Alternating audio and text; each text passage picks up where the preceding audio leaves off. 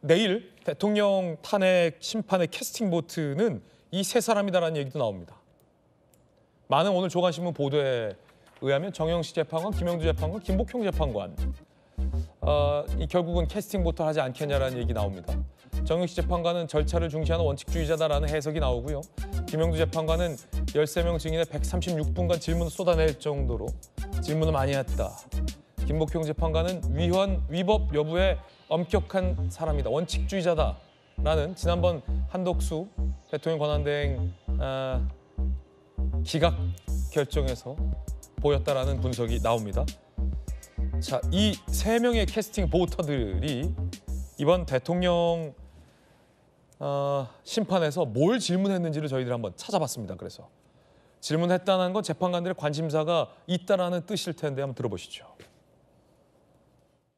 그럼 검거 지원 요청이라고 안 쓰고 검거 요청이라고 썼어요. 이 말은 다르잖아요. 검거를 요청한다는 건 국정원에서 검거를 진짜 한다는 얘기고, 제가 이제 공문서를 작성한 게 아니지 않습니까? 제가 나름대로 그 상황을 기억하기 위해서 메모해 놓은 거죠. 그럼 정확하게 기재를 해야죠. 예, 정확하게 기재 못해서 죄송합니다.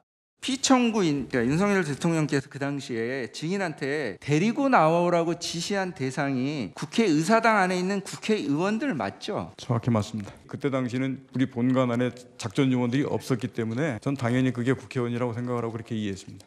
안에 있는 인원들을 밖으로 끄집어내라. 국회의원이라는 말은 안 했습니까? 들은 기억이 없습니까? 있습니까? 전화로 들었던 표현은 안에 있는 인원을 밖으로 끄집어내라 이렇게 들었습니다. 인원이라 그랬어요? 인원.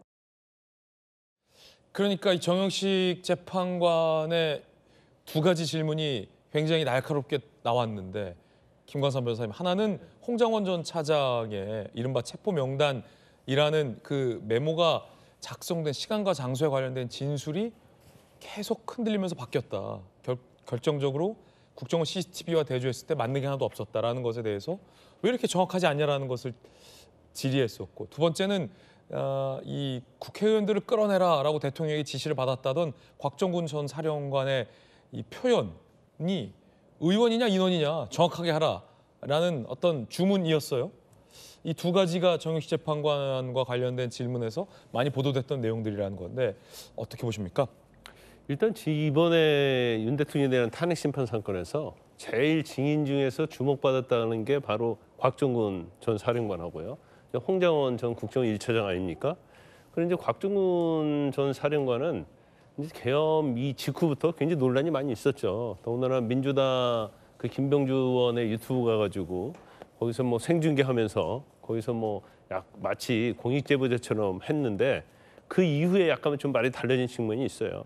그 당시 이제 대통령이 국회의원을 끌어내라 이렇게 얘기를 명확하게 했었는데 인원을 끌어내라 이렇게 했다는 거 하면서 진술의 신빙성이 좀 오락가락하는 것이 아니냐 그런 좀 의구심이 있었고, 홍장원 차장도 마찬가지죠. 본인이 뭐 메모를 했다고 하는데 메모가 뭐 한 3번에서 4번에 걸쳐 이루어졌고, 그다음에 그 내용 자체도 좀 틀린 부분이 있었고, 장소도 뭐 명확하게 자기가 몇 시 몇 분에 어디에서 작성했다고 했는데 국정원의 CCTV를 보니까 전혀 더 그 장소에는 없었다는 거 아닙니까? 근데 그 부분을 명확하게 지적을 한 거예요. 근데 다른 재판관들은 지적 안 했잖아요. 그러면 이 두 명이 사실은 이제 국회에 대한 국헌문란, 그다음에 이제 체포지를 운영했다는 것 자체도 국헌문란과 관련돼 있는 거 아닙니까? 이제 국회의원이라든지 정치인에 대한 체포이기 때문에 어떻게 보면 이게 사실은 핵심적인 요소 중에 하나라고 볼 수 있는 건데, 이제 거기에 대해서 정확하게 질의를 했는데 질의할 때 약간 이제 추궁을 한 거죠.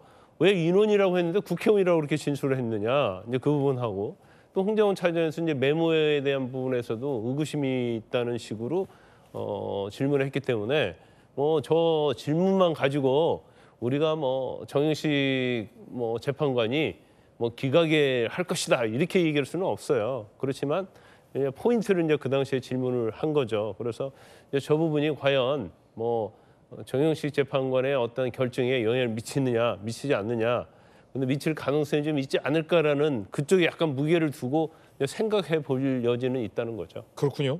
김영두 재판관의 질문 중에서는 이런 질문도 있었습니다. 들어보시죠.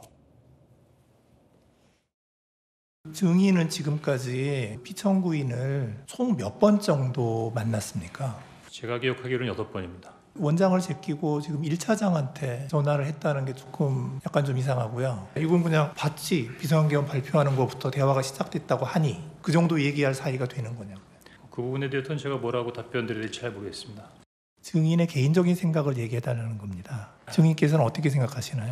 그러나 저는 이제 그 판단, 그거는 사실 개인적으로 하기는 굉장히 어려운 일이다라는 말씀을 드리고, 기본적으로는 통상의 국무회의와는 달랐다 하는 것에 대한 그 취지를 말씀드린 거다. 저희가 듣고 싶은 건 뭐냐면 증인의 개인적인 느낌, 그걸 듣고 싶은 거예요. 오늘 좀 더 명확히 해야 되겠다고 말씀을 드리는 거는 통상의 국무회의가 아니라는. 김영두 재판관 같은 경우에는 날카로운 질문을 두 가지를 던졌어요. 하나는 홍장원 전 차장의 진술에 이른바 의문을 제기하는 질문이었고, 하나는 한덕수 대통령 권한대행에게 이 국무회의가 열린 것에 대해서 한 총리는 어떻게 느꼈냐라는 판단을 묻는 질문이었습니다. 홍익표 대표님은 어떻게 보셨습니까? 이 김영두 재판관의 질문. 네, 김영두 재판관이 이번 그 험제 그 변론 과정에서 질문을 굉장히 많이 한 스타일이고요. 주로 그 지금 나온 그 화면 자료에 나온 걸 보면 김영두 재판관의 관심은 그 개인이 어떻게 본인이 느꼈느냐 그 현장에서 이걸 굉장히 중요시하는 것 같아요. 왜냐하면 그 특히 이 한덕수 그 총리에게 물어본 것이 이것이 정상적이었냐 아니었냐를 따져본 건데, 한덕수 총리가 불법적이었다는 말은 못했지만 통상의 국무회의는 아니었다라고 하면서 사실상 비정상적이었다는 것을 인정한 꼴이 된 거죠. 그리고 두 번째 그 홍장원 차장에 대해서도 아까 질문한 내용들이 본인이 그럼 대통령이 그런 전화를 할 만한 그런 사이였냐에 대해서 물어본 것 같아요. 그러니까 두 사람의 관계가 이런 내용들, 그러니까 정치인 체포 내용들을 주고받을 수 있을 만큼의 그런 신뢰관계, 과거에 그런 어떤 이 두 사람의 관계 속에서 그런 내용이 가능했느냐 이런 걸 따져봤는데, 뭐 구체적인 답변은 지금 저희가 안 나왔기 때문에요. 근데 제가 보기에 아까 그 모두에 제가 한번 말씀드린 것처럼 전체적으로 아주 세부적인 내용에 대해서 정혁식 재판관이 지금 자료의 신뢰성에서도 문제를 제기했고, 그런 측면에서 일부 구체적인 행위, 뭐 국회의원을 체포하게 끌어내려고 했느냐, 뭘 어떻게 했느냐 이런 부분에 대해서는 다소 그 예를 들면 증거가 불충분하다, 네. 소명 확실치 않다 이런 식으로 해서 일부 기각할 수 있지만, 큰 틀에서 헌법의 그 절차, 국무회의가 정상적이지 않고 비상기업 요건이 맞지 않는다 이런 틀에서는 저는 그 헌법재판관 내에 이견이 없었을 것으로 보입니다. 예.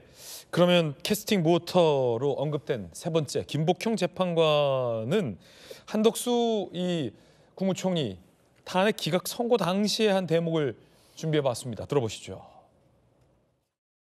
헌법재판관 임명권 행사에 있어 대통령의 자기 의무가 있더라도 국회 선출 재판관을 선출한 후 즉시 임명해야 할 의무가 있다고 보기는 어렵습니다. 대통령의 헌법재판관 임명 권한의 행사 기한은 국회 선출 재판관이 법률을 위반한 하자가 있는지 여부 등을 신중하게 확인하고 검토할 시간 등을 고려한 상당한 기간 내라고 해석하는 것이 타당합니다. 따라서 피청구인의 헌법재판관 임명 부작위가 헌법 66조, 111조 및 국가공무원법 56조 등을 위반하였다고 볼 수 없습니다.